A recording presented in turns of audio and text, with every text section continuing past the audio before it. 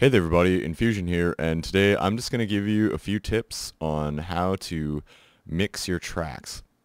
Okay, as you see here we have just four basic parts of our track. I'll just let you have a listen.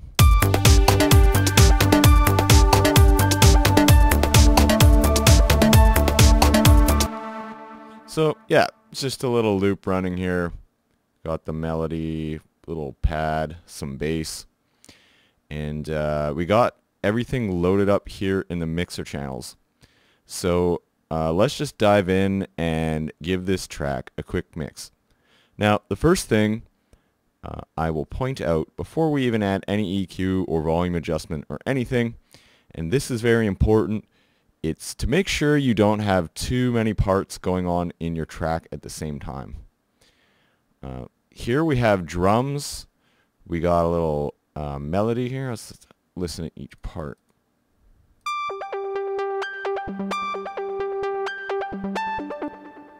Then we got a pad.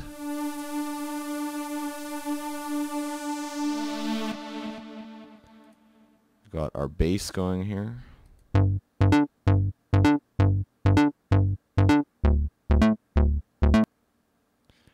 And our drums,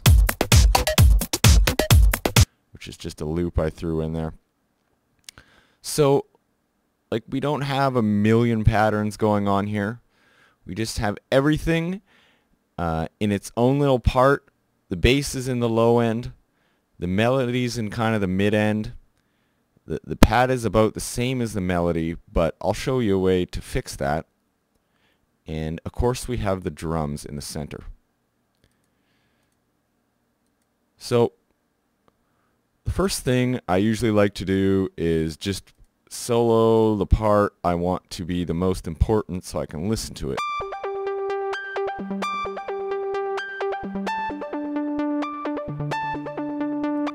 Notice we're running a little quiet here, so I'm going to turn this up.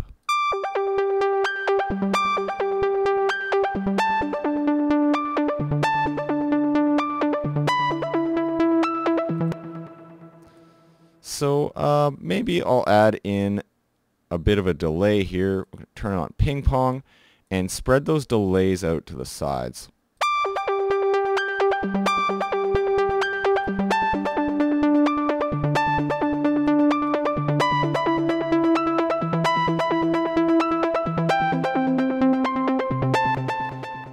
Now here's a little trick to make a little space with your delays.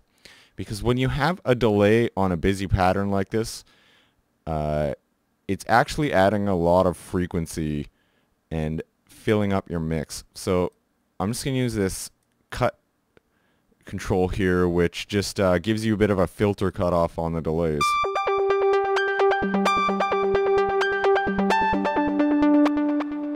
So you still get them, but it takes up a little less clutter.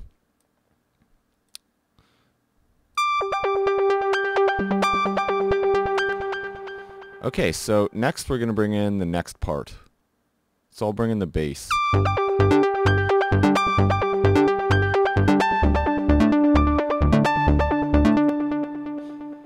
Now, here we could use a little bit of EQ because the bass sounds kind of thin. So the first thing I'm going to do is I'm just going to roll off the very low end here.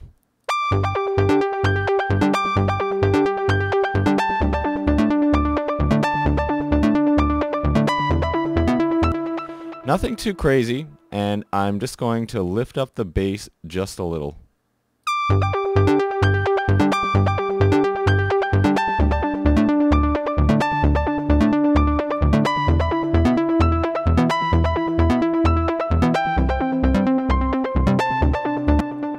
Remember, the narrower you make your boost, and by the way, when you're boosting, you want to not use anything drastic. Like, don't be doing crazy crap like this.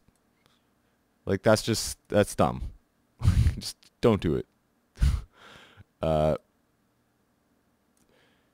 And there is a very good reason for that, and the fact is with an analog EQ, when you push it like that, it's possible to get some very interesting saturation out of the hardware.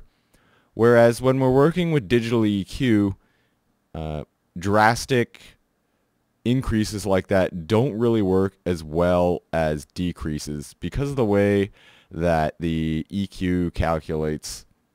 So again, just a small little thing. We're just going to add a little bump in the bass here. You can actually see the sort of meat of the bass in that area. Okay, so let's add in the drums now. I say those drums are running a little loud, so I'm going to bring them down.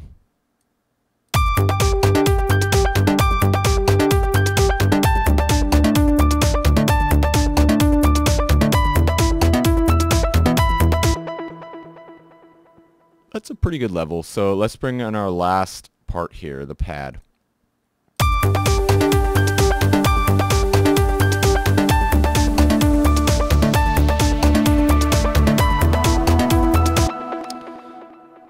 Now, that's pretty good, but I want to spread the pad out instead of just being in the middle with everything.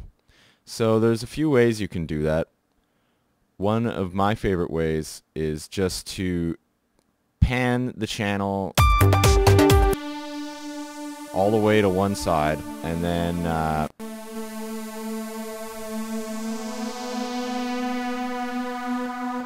add in an inverted delay, which gives you a nice wide spread.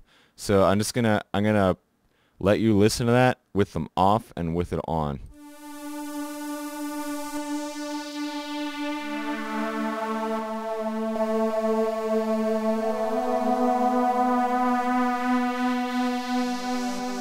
Now what that does is it moves the sound out of the way of our melody, which is kind of occupying the same frequency space, but is in the middle.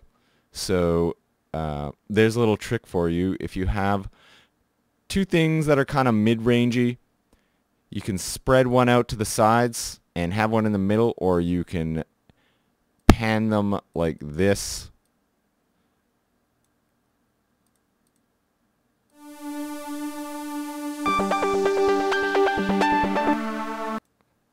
So you get pretty much the same effect.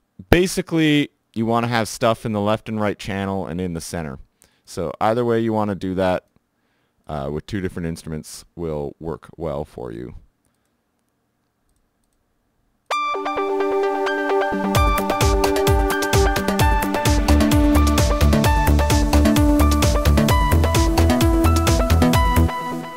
I think the pad could be just a little more subdued.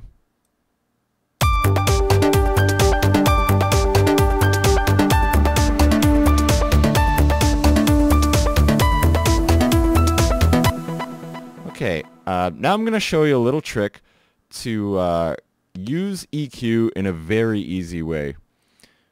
And basically all you do is all your channels, you just want to roll off this very low end. And that'll just, like, even if you have a track which a lot of high frequency content, like some hi-hats or something. Let's just add in some hi-hats so I can show you. Where is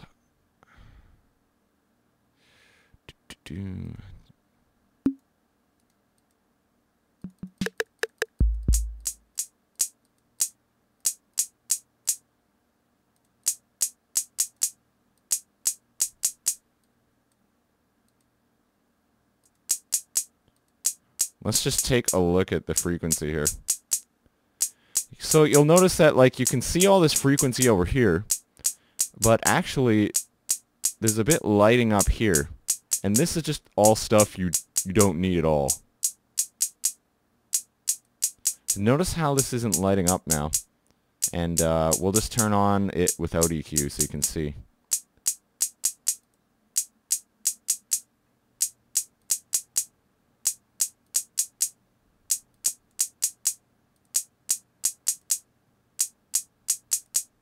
The idea with this is you want to cut it just enough so that it pretty much sounds the same but gets rid of all this extra stuff.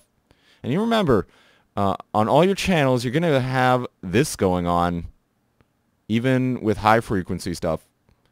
So how I'm showing you just to roll off the low unneeded stuff is a very great, straightforward, and easy way to EQ, especially with the EQ2 plugin here, because it shows you that frequency content.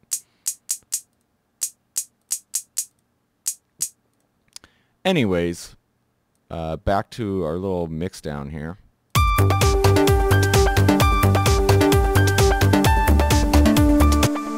We're just going to throw that little roll off there on all of our tracks.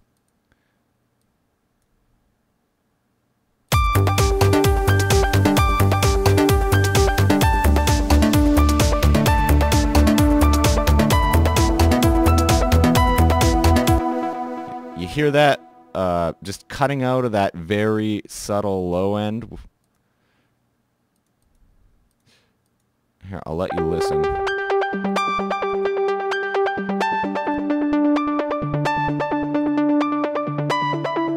It's very subtle, but you can hear how it's just shaving off just a little of that low end, which is going to make more room for your bass and more room for your kick. And you'll notice I'm not even increasing the volume on anything. I'm not compressing anything. I'm taking away from other channels in order to make more room for the frequencies that I want to hear. So, which is kind of interesting. Like you would think that turning up the volume is how you would get something to sound clear. It's not actually that. It's just having more well-defined and mixed tracks in your song.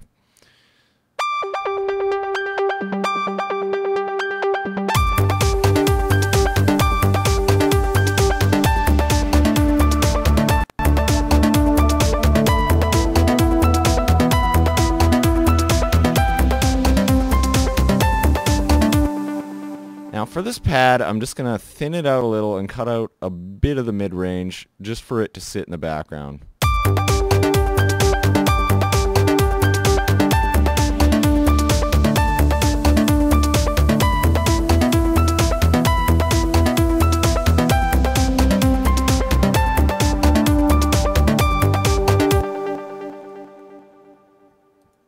Alright, lastly, I'm just going to do a little trick here on the drums.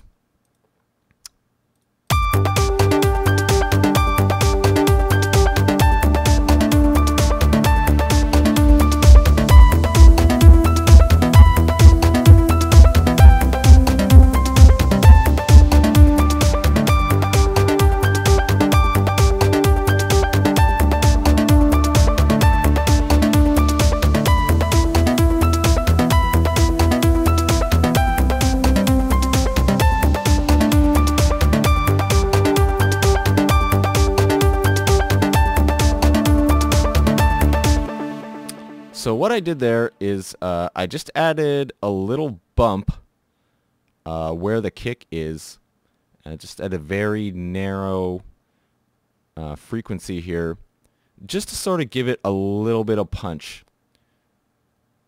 So let's just solo this track and listen to that.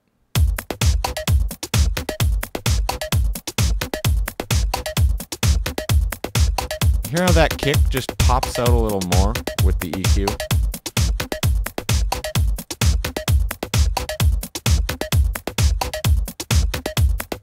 Just a little more definitive there. No crazy low end, it's just around 80 hertz. Most kicks will have a nice body there. I was just raising it up like this so I could hear where it was, and then bringing it down to a more reasonable level.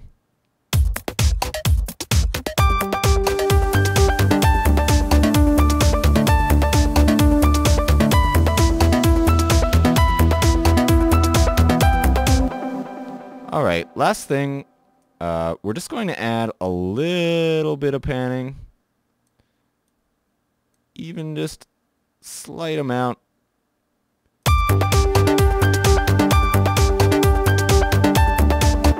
Very subtle, but it actually makes a very big difference to do things like that. You'll notice there's just good mixing is a lot of very small, subtle things. Making use of the panning field, making use of the volume, very, very gentle EQs. And that's going to be your way to getting a good sounding mix. You'll notice I haven't done anything to the master channel. I haven't put compressors. I haven't increased the volume. I haven't added EQs. And in fact, I only have about 2 delays for effects. Very minimal effects, very minimal parts to my track. Just a nice clean mix. And now that we have a little headroom, we can just bring it up a little to make it just a little louder.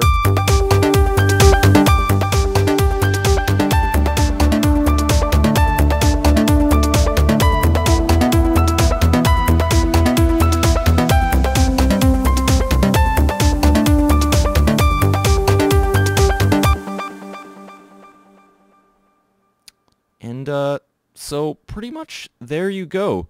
That's just a very sort of quick and dirty way I would put together a mix for my different parts.